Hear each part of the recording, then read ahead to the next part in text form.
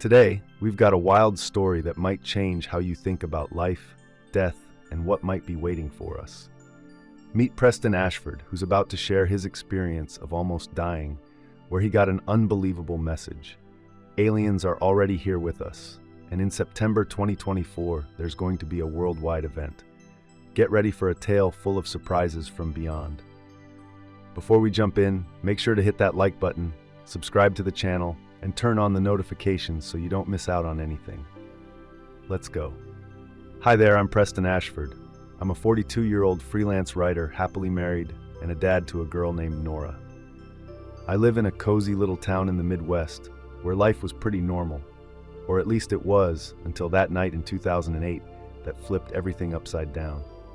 Before I dive into my story, let me share a bit about my life leading up to that event. For years, I've dealt with fibromyalgia, a condition that causes constant pain all over. It's tough to put into words for someone who's never felt it. Just imagine waking up every morning feeling like you've been hit by a truck. Your muscles are sore, your joints feel stiff, and you're exhausted no matter how much you sleep. This pain has impacted every part of my life.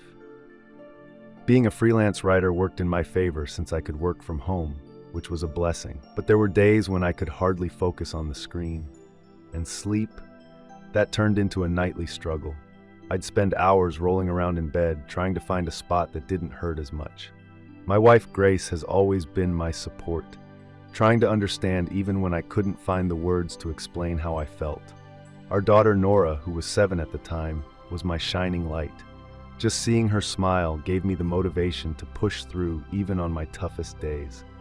I explored every option to ease the pain. Physical therapy, acupuncture, meditation, special diets. If it was recommended, I probably gave it a shot. Some days were easier than others, but the pain never fully left. It felt like an unwelcome guest that just wouldn't go home. It was during all this that my doctor recommended a new medication, claiming it had a good chance of helping with the pain. I remember staring at the pill bottle, feeling a mix of hope and doubt. After all, I had tried so many solutions before. That night, I took the prescription as directed, starting with 3 pills. I took the pills and chased them down with a glass of water, then lay back on the couch next to Grace. I closed my eyes, hoping that maybe tonight I'd finally get a good night's sleep. Little did I know, I was about to go on the most incredible and weird journey of my life. One that would change how I saw everything. Life, death, and all the stuff in between. I can't tell how long it was after I took the pills. It could have been just a few minutes or maybe even hours. What I do know is that I suddenly started to feel something odd. At first, it was just a slight tickle in my nose, something I could easily brush off. But then a wave of discomfort spread through my body. I tried shifting on the couch, thinking maybe I was just in a weird position. But then I realized my movements were slowing down, like my body was too heavy to control. That's when panic kicked in. My mind was still sharp, but my body felt like it was shutting down. I tried to call out to Grace, but no words came out. It was like I was stuck inside myself, unable to reach anyone on the outside. Numbness quickly moved from my feet, creeping up my legs, torso, arms, until it got to my neck. Panic surged as I felt more trapped with every second. I wanted to scream, ask for help, do anything to escape that feeling, but I was completely paralyzed. My breathing grew heavy and tough, as if an enormous weight was pressing down on my chest. I couldn't help but think, is this how I'm going to die? Alone on my couch, unable to call for help. Then something even weirder happened. I felt this strange force, like something was pulling at me, but it wasn't a physical thing. It felt deeper, like my very essence was being drawn out of my body. At that moment, I was utterly convinced that I was dying. Thoughts of Grace, of Nora, and all the things I still wanted to do and say rushed through my mind. The fear was intense, but at the same time, there was this odd sense of acceptance, as if a part of me understood that fighting it was pointless. Then, in a flash, everything went dark. This wasn't the usual darkness of night. It was complete, total darkness, like all the light in the universe had suddenly vanished. But this darkness didn't last long. Soon, I started to sense something around me. I wasn't on my couch anymore. I was sure of that. It was in a place I could barely wrap my head around. The first thing that hit me was the colors. colors I'd never seen before. They were bright and alive in a way that seemed impossible. It was like each hue had its own depth and feel. Blues deeper than the clearest ocean, reds richer than the most stunning sunrise. Then I noticed I wasn't on my own. There were other people, souls, I guess. I can't really put it into words. We were all in a sort of line, moving towards something. A portal, maybe? I couldn't exactly define what it was, but I knew that was our destination. I wasn't feeling my physical body anymore. It was like I was just pure thought, floating in this surreal space. There was no pain, no fibromyalgia weighing me down like it had for so long. For the first time in years, I felt free. As we moved through this line, a wave of peace washed over me. The fear I had felt just moments before was gone, replaced by a sense of curiosity and anticipation. Where were we headed? What was on the other side of that glowing portal? As I got closer, the light grew brighter. It wasn't blinding, though. I wasn't even sure I still had eyes in that moment. It was a warm, inviting light, like it was calling out to me. And then, in what felt like both an eternity and just a blink, I stepped through the portal. Going through felt like plunging into a sea of light. For a second, all I could see was this overwhelming brightness. Then, bit by bit, shapes and details started to appear around me. I found myself in what I could only call a waiting room. But this wasn't your typical room. There were no real walls or ceiling. It was more like an endless open space. The ground, if you could call it that, felt like something ethereal, like solid clouds. The most surprising part was the people there. There were dozens, maybe hundreds of them. Some looked like they had just arrived, taking it all in, while others seemed more relaxed, as if they'd been here for a while. What struck me most was how I could really see these people. It wasn't like any kind of vision from the physical world. It was like I could sense not just how they looked, but also their true essence. Each person had their own story, emotions, and memories, and somehow I could feel it all. One group in particular stood out to me. The atmosphere was lively, filled with the chatter and laughter of a bunch of teenagers hanging out, but there was also a hint of sadness that lingered in the air. I could smell the strong scent of beer wafting from them, like the party vibe they brought with them was still hanging around even after everything. It hit me with a wave of sadness. These kids were likely victims of some drunk driving accident. As I watched, a woman in her 40s strolled by. She had this air about her, like she thought she was too good to be in the same space as the rest of us. Her skin was unusually pale, almost ghostly, and her hair looked like a cheap wig that didn't quite fit. I later realized that she probably spent her life focusing heavily on her looks, maybe even going under the knife or chasing after every beauty treatment out there. It was both fascinating and a bit unsettling to see how those traits lingered even in death. Then I heard a voice, soft and beautiful like a gentle tune that floated in the air. I turned to see a young woman with fiery red hair singing. Her voice was stunning, pure, and crystal clear. As she sang, something remarkable happened. Her red hair seemed to glow and swirl like it was alive, reflecting the beauty of her music. I was completely captivated. Her song brought a peace I'd never felt before, as if every note was calming my worries and anxieties that I didn't even know I had. As I soaked in that moment of tranquility, I started thinking about my own situation. Why was I there? Had he really passed away? And if so, what was going to happen next? These thoughts raced through my mind until I suddenly sensed a shift in the room, a new presence that felt different from the rest. He walked with a calm demeanor, exuding an air of confidence and understanding. He weaved through the crowd, stopping now and then to chat with someone.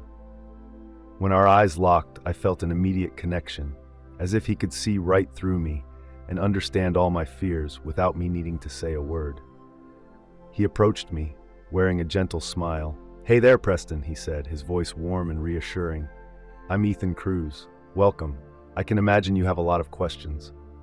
I nodded, struggling to find my voice for a moment. Finally, I managed to ask, "Where am I?" "What is this place, Ethan?" Smiled again. "This is a place of change, Delmarva, a space between the life you've lived and what comes next. I'm here to help you and others figure out what's happening and get ready for the next chapter in your journey." As Ethan spoke, I felt a wave of relief wash over me. Finally, someone who could give me some answers. Little did I know this conversation would lead to insights that would transform my life. Ethan invited me to walk with him through the waiting area. As we walked, he started sharing more about this place and his own story. "You see, Delmarva," he began, "I've been in your shoes too. I spent years as a mechanic, working in a garage. Then one night, when I was driving home after a late shift, I got into a bad accident on that twisty road by the river. It was fatal." I paused for a moment, taking in what he'd said. "So, you're saying you're dead?" Ethan smiled knowingly. "Yes, in the way you think of it, but here I've learned that death is simply a change. Now my purpose is to help souls like you find their way." I looked around the room at everyone there. Were they all souls? I turned back to Ethan. "Did they all die too?" He nodded slowly. "Many of them, yes. Some are in situations like yours, a space between life and death. Others have already moved on." He paused, his expression becoming more serious. "Many of these souls ended up here due to tragic circumstances, suicides, overdoses, accidents from reckless choices. They're here to rest and heal before they move on." His words brought to mind a group of young people I had seen earlier, and I felt a surge of compassion for them. "What about me?" I asked, a lump in my throat. "Did I die?" Ethan placed a reassuring hand on my shoulder. "No, Delmarva, you're in a middle space. It's not your time to move on yet." I felt a mix of relief and confusion. "But why am I here then?" "Sometimes," Ethan explained, "people like you get a chance to experience this realm for a little while. It could be from a near-death experience like yours, or during moments of deep meditation or altered states of consciousness. It's an opportunity to gain a new perspective and understand deeper truths about life." As Ethan spoke, I felt something changing within me, like a curtain was being pulled back, letting me see beyond ordinary reality. Memories of my life began to rush through my mind, but not just as simple flashbacks. It was as if I could see every moment clearly.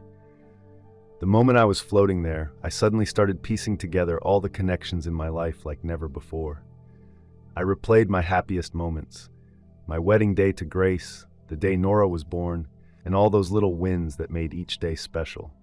But then I also remembered the tough times, the nights when my fibromyalgia was unbearable, the arguments with Grace when the stress got too heavy, and those days when I struggled just to get out of bed. What shocked me the most was how there was no judgment in any of these memories. There was no guilt or regret, just this deep awareness that every single moment, the good and the bad, was crucial to my journey. "You're feeling all of this right now," Ethan said gently, almost like he could read my mind. "It's a peek into what souls understand after leaving their bodies. We see our lives with a clarity that's hard to reach when we're stuck in our human form." I felt tears well up, or at least the sensation of tears, since I wasn't sure if I had a body in that moment. "It's overwhelming," I managed to say. Ethan nodded, understanding. "It's normal to feel like that. But take a closer look. Preston, what do you see when you think about your life as a whole?" With my eyes closed, or I felt like they were, I focused as memories rushed past. I began to notice a thread of love weaving through everything. I saw love in Grace's eyes, even on the days when getting out of bed felt impossible. I noticed Nora's joyful face each time she would run to greet me when I got home. I could see love in the small, supportive gestures from friends and family during tough times. "Love," I said, finally looking at Ethan. "I see love." He smiled at me, a look of approval spreading across his face. "Exactly, Preston. At the end of the day, that's what really counts. It's not about the impressive stuff we achieve or our failures that shape our journey. It's the love we share and receive along the way." I took a moment to let this realization sink in. It was such a simple truth, yet so deep. How could I have overlooked it so many times in my life? "Ethan," I started, feeling a new question rise in my mind. "What happens now? What's next after this?" Ethan's smile turned a bit mysterious. "Ah, Preston, that's a journey every soul needs to figure out for themselves. But I can promise you this, what comes next is beyond imagination." "Hey, do you want to check this out?" Before I could reply, I felt the atmosphere shift around us. The colors became vivid, and it was as if I was being drawn into something much larger than myself. I realized that this adventure was just beginning. As soon as Ethan finished talking, the waiting area started to fade away. It was like he was pulled by some unseen force, racing through a tunnel of light at crazy speeds. There was no fear, just excitement and curiosity. Then I noticed that Ethan wasn't there with me anymore. Instead, I felt this incredible presence, something ancient and powerful, unlike anything I had ever felt before. Suddenly, the tunnel opened up, and I found myself drifting in the middle of space. Stars, galaxies, and nebulae spread out in every direction, way more vibrant than anything I had ever seen in books or on TV. It felt like I could not just see the light from the stars, but also sense their energy and history, almost like I was feeling their very essence. As I floated in this vast cosmic sea, something amazing caught my eye. Words and numbers swirling around me, mingling with the stars and galaxies. Complex equations formed and faded, revealing the secrets of the universe, pouring knowledge straight into my mind. Concepts that once seemed impossible to grasp, like the theory of relativity and quantum mechanics, suddenly clicked. I could see how everything was connected, how each particle in the universe was twirling in harmony with every other one. The incredible presence beside me seemed to point out mind-blowing sights. I witnessed the birth and death of stars, black holes collapsing, and new galaxies forming. Each cosmic event felt like a symphony, a dazzling display of light and energy expressing the music of the universe. Then something made me look closer, and there it was, a tiny blue dot in the immensity of space. I realized with a jolt that it was Earth, my home, so small and delicate from up there. But I also understood how our planet fit into this grand cosmic design, woven into the fabric of the universe. Watching Earth, I had a sudden, deep insight into our connections with everything around us. The interconnection of everything, every choice, every thought, every moment of our lives, had an effect that stretched way beyond what we could even think. I realized that the love we experienced, the decisions we made, even the tough times and heartaches all wove together into the fabric of everyday life. In that moment, I really started to grasp the reason for my existence. My life, with all its ups and downs, wasn't just about me. It was part of something much larger, playing a unique and irreplaceable role in the big picture. The arthritis that had bothered me for years suddenly felt significant. I could see how going through that chronic pain made me more sensitive and aware of what others were going through. Every painful moment turned into a chance to grow, to learn some compassion, and to bounce back from tough situations. As these realizations filled my mind, an overwhelming sense of gratitude washed over me. So strong it felt like it filled every part of me. Thankfulness for life, for my family, and for every experience that led me here. It felt like the warm energy around me noticed this shift. It was as if she was smiling, pleased with my new outlook. Then she gently began to lead me back as we journeyed through the universe. I knew that I was bringing not just the memories of this amazing experience, but also a profound sense of peace and purpose. I understood that when I returned to my body, things wouldn't be the same, not because the world changed, but because I had changed. As we drew near to Earth, I caught one last look at the universe in all its beauty. The stars, the galaxies, everything felt like it was singing a farewell. I felt deep down that one day I would again be part of this cosmic dance. But for now, there was still more to learn and experience. My time on Earth wasn't finished yet. With that thought in mind, I felt myself pulled back through layers of reality that I never knew existed. The cosmos faded away, and I found myself back in that unique space where Ethan was waiting for me, a knowing grin on his face. "Welcome back, Preston," he said. "Are you ready for the next part of your journey?" Before I could even fully process Ethan's question, the atmosphere around me shifted again. The ethereal room started to dissolve, revealing a completely different setting. Suddenly, I was on what felt like an alien planet, with a deep purple sky overhead. 2 suns glinted on the horizon, and the land was covered in weird plants, stuff with perfect shapes and colors that shifted as I looked at them. In the distance, I caught sight of buildings that resembled cities, but were so advanced they looked more like living art than anything else. That's when I noticed them for the first time. Creatures that were clearly not human, but gave off a vibe of intelligence and wisdom that took my breath away. They didn't have a solid shape like us. They were more like waves of energy that kept changing form and color. One of these beings came closer to me. There were no words, but somehow I understood what it was saying. "Welcome, Preston Ashford." The message echoed in my head. "We're glad you've made it this far on your journey." I was momentarily speechless, completely blown away. Finally, I managed to ask, what are you?" The creature seemed to ripple with something that felt like a smile. "We're what you might call extraterrestrials, although that term doesn't fully capture what we are. We've evolved beyond needing physical bodies. We exist as pure energy and consciousness." I struggled to wrap my head around this. It felt unbelievable. "Why am I here? Why are you showing me this?" "You're here, Preston, because it's time for humanity to take the next leap in its evolution, and you, along with others like you, have an important part to play in that." The being then began sharing information that made my head spin. It said that other extraterrestrial races had been living among us on Earth, biding their time, watching, and helping humanity grow for centuries. Some of these beings looked almost like us, while others hid their true forms with technology. "But now," the being said, "the time has come for us to show ourselves openly.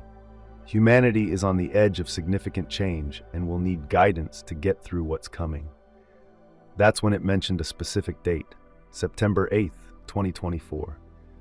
On that day, it said, a group from our race will officially land on Earth to start a global intervention. I was taken aback. An intervention?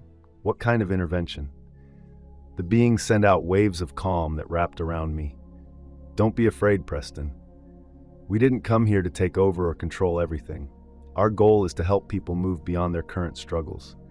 We want to share knowledge about clean energy to tackle climate issues, medical breakthroughs to fight diseases once thought untreatable, and insights to foster peace and unity across the globe."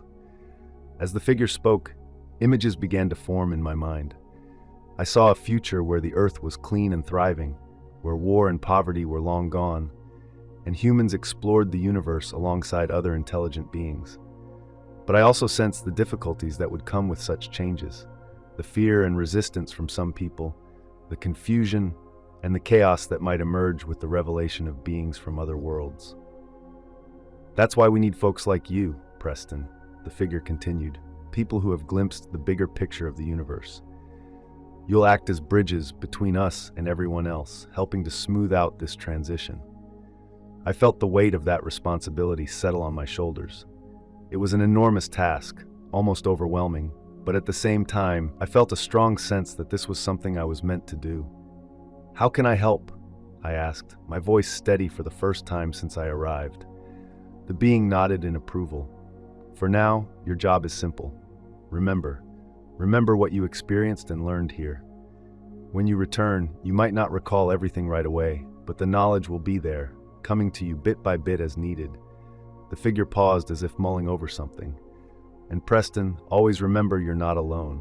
There are others like you scattered across the globe, each playing their part in this important shift to come." I nodded, feeling both excited and nervous. I was about to ask more questions when I felt that familiar tug pulling me back. The alien landscape and shimmering beings started to fade around me. "It's time to go back, Preston," I heard the being's voice resonate in my mind. "Remember November 15th, 2024. Be ready." And just like that, I was pulled back through space, carrying with me insights that could change not just my life, but potentially the course of humanity. The return trip was a completely different experience from the departure. While I had previously floated through space gently, now it felt like I was being dragged through a cosmic whirlpool, colors, shapes, and sensations rushing past me at lightning speed. Suddenly, I found myself back in that quiet room where it all started. Ethan was there, looking calm but with a little worry I hadn't noticed before. "Welcome back, Preston," he said. "Your journey has been wild." I wanted to tell Ethan everything I had seen and learned, but I couldn't find the words. It felt like my mind was so full of information that it was hard to sort through it all. Ethan seemed to get my struggle. "Don't worry," he said softly.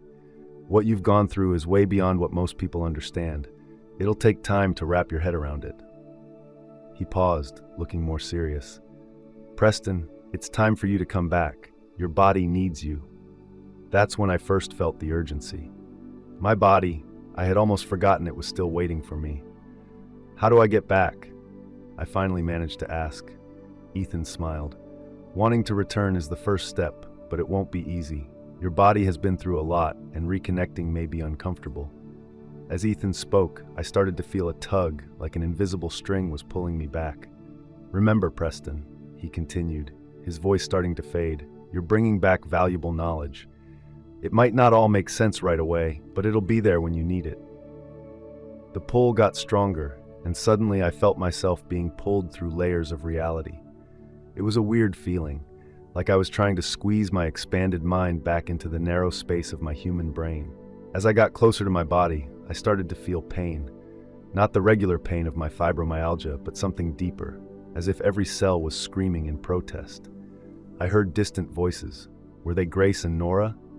They sounded scared, calling my name. I wanted to answer and tell them I was coming back, but I couldn't. Then another voice broke through, one I initially didn't recognize. You need to scream, Preston, it said. Scream as loud as you can. How could I scream when I couldn't even move? But something inside me knew I had to try. I gathered all my strength and attempted to scream. Nothing came out the first time or the second. On the third try, I could feel something shifting like a barrier was breaking. Then, on the fourth try, it happened. A scream erupted from me, a sound that seemed to rise from deep within. It was a scream of pain, fear, but also of... Suddenly, I felt a jolt go through my whole body. My eyes flew open, and I found myself back in my room, lying on my bed. Grace was next to me, tears rolling down her cheeks as she held my hand tight. Nora stood in the doorway, her eyes wide with worry. Preston? Oh, thank God! Grace cried, pulling me into a hug. I tried to speak, but my throat felt dry and sore. I looked around confused. How long had I been out? It felt like ages, but glancing out the window I saw it was still dark outside. Slowly, the memories of what I had been through started to slip away. I tried to cling to them, but it was like trying to hold water in my hands. The visions of the stars, the beings of light, the insights about what was to come, everything was fading like a dream right after waking up. But one date stuck with me. September 8th, 2024. I didn't know what it meant, but I could tell it was significant. As Grace called for an ambulance, Nora shyly stepped closer to the bed. I closed my eyes for a moment. Even though I felt lost and sore, there was this deep sense of peace inside me. I knew something fundamental had shifted in me. My journey wasn't over. In fact, I felt like it was just beginning. The days after my near-death moment were a roller coaster of emotions. I spent the first couple of days in the hospital, going through tests, while the doctors tried to figure out what had happened. To them, I had just had a bad reaction to some new medication, something that could have been deadly if Grace hadn't found me in time. But I knew that what I'd experienced was way more than just a drug issue. The problem was, I couldn't clearly remember the details. It was like trying to recall a dream. The harder I focused on remembering, the more the memories slipped away. But I knew something had definitely changed in me. The first thing I noticed was the pain, or rather, the lack of it. The fibromyalgia that had haunted me for years seemed almost entirely gone. The doctors didn't have an answer. They called it a spontaneous remission. But I knew there was more to it. When I finally got back home, I noticed it wasn't just the pain that had changed. My view of the world felt different. Colors were more vivid, sounds clearer. Sometimes I'd catch a glimpse of something more. Like for a few seconds, I could see beyond the everyday hustle and bustle. My habits started shifting too, without me really thinking about it.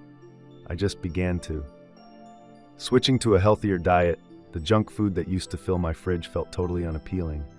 Instead, I found myself craving fruit, veggies, and whole natural foods. My family noticed the change. Grace watched me with a mix of relief and worry. She was glad to see me feeling good, more energetic and positive, but she could sense that something deep inside me had shifted. Nora, with her sharp, innocent insight, was the first to mention the glow that seemed to surround me. "Daddy, you're glowing!" she exclaimed one day, her eyes wide in wonder. At first, I thought it was just her imagination, but then I started noticing how others reacted to me differently too. My job as a teacher also felt the impact. The lessons flowed easily in a way I had never experienced before. Ideas and subjects that once felt too hard for me to grasp suddenly clicked. I began teaching about things I'd never tackled before, like environmental science and astronomy. Where all this inspiration was coming from, I couldn't really say, but not everything was perfect. Sometimes I struggled to adapt to this new way of seeing things. There were moments when I felt like I was taking in too much at once. During those times, I would retreat to meditate, a practice I started doing instinctively after my experience. It was in one of those meditation sessions that I had a sudden flash of memory. I saw myself floating in the sky, surrounded by stars and planets, and then I clearly heard a voice in my head. Remember April 15th, 2023. The date stuck with me like an anchor in a sea of muddled memories. I didn't know what it meant, but I felt it was significant. I began jotting down notes, trying to hold on to every scrap of memory I could. Meanwhile, life continued around me. The news talked about technological breakthroughs, international tensions, and environmental issues, but now I was seeing these things in a new light. Each story felt like a piece of a bigger puzzle, one that I couldn't fully see yet, but knew was there. About a month later, I had a powerful dream. In it, I saw bright, glowing beings similar to those I had encountered during my journey. They showed me visions of the future, a future where everyone had pulled together, overcoming differences and connecting with other intelligent beings in the universe. I woke up with a sense of urgency and immediately grabbed my notebook, writing down everything I could remember. I jotted down every detail before it faded away. When I was done, I stared at what I had written and felt a chill go down my spine. It was a message that was crystal clear. Get ready, something big is on the way. September 8th, 2024. I glanced over at Grace, peacefully sleeping beside me, and at the picture of Nora sitting on the nightstand. I knew that whatever was coming wouldn't just impact me. It would touch everyone I cared about, everyone in the world. At that moment, I made a choice. I didn't quite understand what my part was in the change that lay ahead, but I was determined to prepare myself and help others get ready too. My journey, I realized, was only just starting. The following months turned into a whirlwind of activity and change. I felt like I had a purpose, even if the specifics were still hazy. The date, September 8th, 2024, lingered in my mind like a clock ticking down, reminding me of the time I had to get ready. I began brainstorming ways to share what I had learned, but I quickly saw it wouldn't be simple. How could I explain something I barely understood myself? How could I convince people that something major was looming without coming off as a crazy conspiracy theorist? I decided to take it slow. I used my role as a blogger to introduce some of the ideas that were swirling in my head. I wrote posts about how everything is connected, the nature of awareness, and even the possibility of intelligent life beyond Earth. To my surprise, these posts started picking up steam. People seemed to connect with the ideas I was putting out there. At the same time, I began to find others who had experienced similar things through online forums and meetups. I realized I wasn't alone. There were others who had also sensed that something significant was about to unfold. One day, during one of these gatherings, I met a woman named Maya. She had a near-death experience a few years back, and like me, came back with a sense of purpose. When I mentioned the date, September 8th, 2024, her eyes lit up. "Do you know about this too?" she asked, excitement barely contained in her voice. It was an incredibly reassuring moment. Up until then, part of me still questioned if it was all just a big fantasy my oxygen-starved brain had cooked up. But here was someone I had never met, who shared the same insight. Maya and I decided to team up. After blending our experiences and thoughts to figure out what was ahead, we decided to start a blog where we could share our ideas and findings. To our surprise, the blog quickly attracted followers from all across the globe. But it wasn't all sunshine and rainbows. While some folks embraced our ideas, others were doubtful or even hostile. I was labeled as nuts, a fake, and a religious zealot. There were moments when I questioned myself and wondered if I was making a huge mistake. It was during one of these tough times that I had another vivid dream. In it, I saw Ethan again. He didn't say a word, just smiled and nodded, as if to say, "You're on the right track, keep it up." That dream gave me the boost I needed to carry on. I put more energy into finding ways to help people brace for the changes that were coming. I started giving talks, hopping on podcasts, and writing books. My message was always about hope and coming together. A big change is on its way, I said, and we need to unite to face it. As time went on, I began to notice subtle signs that something was truly shifting in the world. New scientific breakthroughs started popping up in clean energy and medicine. Reports of UFO sightings were on the rise, and most importantly, there seemed to be a change in how people were thinking. More individuals felt like they were waking up to the idea that we're all part of something bigger. Of course, there were challenges too. The world was dealing with environmental issues, political strife, and economic disparities. At times it felt like everything was about to fall apart. But even in those tough spots, I held on to a strong sense of hope. I knew these crises were part of the journey, the old ways pushing back before giving way to something new. At home, things were shifting as well. Grace, who had once doubted my experiences, began to notice the positive changes happening in my life and in the lives of others around us. She became my biggest cheerleader, helping organize events and manage the rising interest in what we were doing. Nora, now a teenager, grew up surrounded by these ideas and developed a natural understanding of what was ahead. She often surprised me with insights that felt like they came from a wisdom beyond her years. As we approached 2024, the anticipation grew. More and more people seemed to feel that something significant was about to happen, and the world felt like it was holding its breath. As for me, I just kept doing my work day in and day out, getting ready for whatever was coming next. I could sense that something big was coming, but I wasn't sure what to expect on September 8th, 2024. Still, I had a feeling it would kick off something extraordinary, something that would change the path of human history for good.